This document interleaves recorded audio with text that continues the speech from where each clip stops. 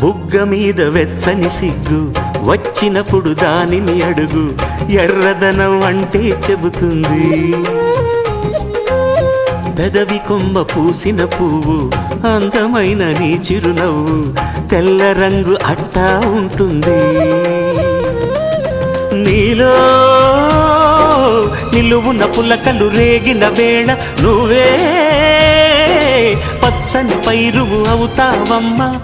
దిగులు రంగే నలుపు అనుకో, ప్రేమ పొంగే పసుపు అనుకో. భావాలను గమనిస్తుంటే ప్రతి రంగును చూస్తున్నట్టే, చూపులు ఎవరివైనా చూపించే లోకం ఒకటి.